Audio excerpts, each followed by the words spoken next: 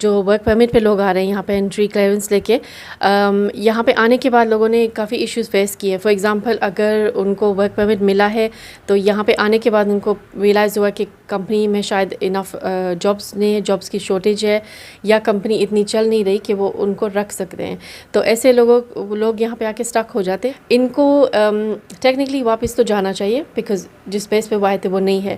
لیکن ڈیفینیٹلی جو اسٹوڈنٹس یہاں پہ UK میں اسٹڈی کر رہے ہیں اس ٹائم، اگر انہوں نے اپنی اسٹڈیز کمپلیٹ نہیں کی تو ان کے لیے اب مشکل ہے کہ وہ سوئچ کریں ٹو ورک پرمٹ. پہلے یہ تھا کہ ود آؤٹ کمپلیٹنگ آپ سوئچ کر سکتے تھے اینی ٹائم. اگر آپ کو کوئی اچھی جاب آفر مل گئی ہے اینڈ آپ اس کیٹیگری کو میٹ کر سکتے ہیں دین آپ سوئچ کر سکتے ہیں. لیکن اب یہ سچویشن ایسی نہیں ہے. آپ کو اپنی ہم نے دیکھا ہے کہ جو اسپاؤس انٹری کلیئرنس پاس ریکوائرمنٹس ہے اس میں انہوں نے ہولڈ لگا دیا ہے.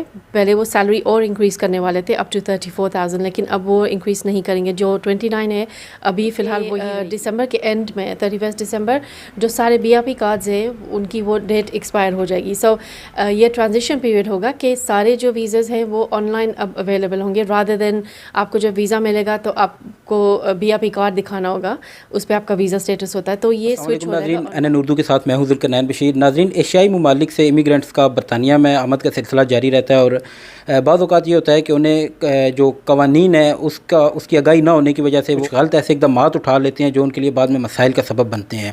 آج ہمارے ساتھ موجود ہیں ماہر قانون سولیسٹر رومانہ کوثر صاحبہ. ان سے ہم پوچھیں گے کہ جو لوگوں کے مسائل ہیں، خاص طور پر جو ایشیائی ممالک سے لوگ آ رہے ہیں، ان کا کیا مؤثر طریقے سے ان کا کیسے حل نکالا جائے. بہت شکریہ میڈم، آپ نے ٹائم دیا ہے.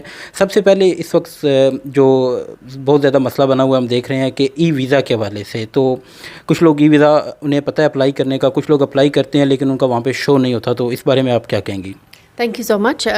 جی ای ویزا کے اوپر کافی ہمیں انکوائریز آ رہی ہیں اس پوائنٹ کے اوپر کہ فرسٹ آف آل میں بیک گراؤنڈ تھوڑا سمجھا دوں کہ دسمبر کے اینڈ میں 31 دسمبر جو سارے BRP کارڈز ہیں ان کی وہ ڈیٹ ایکسپائر ہو جائے گی. سو یہ ٹرانزیشن پیریڈ ہوگا کہ سارے جو ویزاز ہیں وہ آن لائن اب اویلیبل ہوں گے رادر دین آپ کو جب ویزا ملے گا تو آپ کو BRP کارڈ دکھانا ہوگا، اس پہ آپ کا ویزا اسٹیٹس ہوتا ہے. تو یہ سوئچ ہو جائے گا آن لائن. کافی لوگوں کو اگر جنہوں نے اپنی ای میل ایڈریس رجسٹر کی تھی اپنی اپلیکیشن کے ٹائم پہ، تو ان کو وہ ای میلز آ رہے ہیں کہ آپ اب اپنا e visa on line register کر سکتے ہیں. تو یہ ایک بہت ہی سمپل پروسیس ہے جس میں لوگ یہ ڈر رہے ہیں اس میں کہ شاید ان کو ویزا نہ ملے یا شاید ان کا ویزا فنش ہو جائے گا. تو آپ کو بس آن لائن جو ہوم آفس کی ویب سائٹ ہے ای ویزے کی، اس پہ جا کے اپنا email address, date of birth, نام وغیرہ رجسٹر کرنا ہے، اور ودن 24 آورس وہ آپ کو ایشو کر دیتے ہیں آپ کا ای ویزا آن لائن. کچھ لوگوں کو یہ ٹیکنیکل پرابلمس وہ فیس کر رہے ہیں کہ ان کو پھر بھی ویزا شو نہیں ہو رہا ہے. تو آئی وڈ سجیسٹ کہ آپ اس بات پہ پینک نہیں کریں.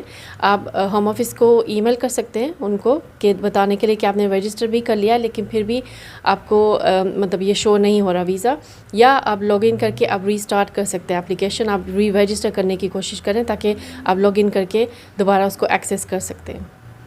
اچھا، ایک اور ہم دیکھتے ہیں کہ اس وقت بہت زیادہ گزشتہ کچھ عرصے میں ورک پرمٹ پہ بہت زیادہ لوگ آئے. اب ان کی کمپنیز ریووک ہو گئی ہیں یا کمپنیز انہیں جاب نہیں دے رہی. تو ایسے لوگوں کے لیے آپ کیا کہیں گی، اور کیا آپ سمجھتی ہیں کہ جو ایک پیڈ ورک پرمٹ کا یہاں پہ ایک سسٹم چل رہا ہے وہ پریکٹس ہونی چاہیے؟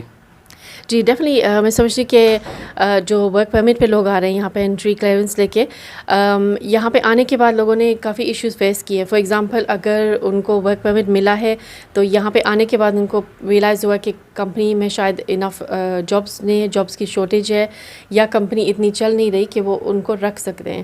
تو ایسے لوگ یہاں پہ آ کے اسٹک ہو جاتے ہیں بیکاز ان کو امپلائر چاہیے ہوتا ہے یہاں پہ ویزا اپنا کنٹینیو کرنے کے لیے. اینڈ یہاں پہ آنے کے بعد مشکل ہوتی ہے کہ آپ کسی اور امپلائر کے ساتھ کام ڈھونڈ رہے ہیں. ایک آپشن یہ ہوتی ہے کہ جس کمپنی کا لائسنس فار ایگزامپل اگر ریورک ہو گیا ہے، ان کے پاس بھی آپشنز ہیں کہ وہ اپنا لائسنس رینیو کرائیں ہوم آفس سے، اس کو ریویو کر کے ریکنسیڈریشن میں ڈالیں، اینڈ جس گراؤنڈز پہ ریورک ہوا ہے ہم اس پہ بھی کام کر سکتے ہیں.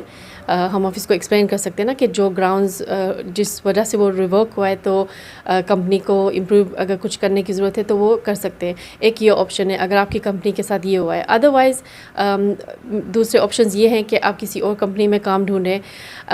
لاسٹ آپشن یہ ہے کہ ہم نے دیکھا اس سچویشن میں فیملیز کے ساتھ لوگ آئیں، اینڈ اگر کوئی ڈپینڈنس اور ان کے بچے ساتھ آئیں، انہوں نے پرابلمس فیس کر رہے ہیں کہ ان کی اب جاب نہیں رہی، وہ انکم ان کی نہیں ہے, وہ رینٹل انکم بھی نہیں دے پا رہے, تو ایسی سچویشن میں وہ اسٹک ہو گئے.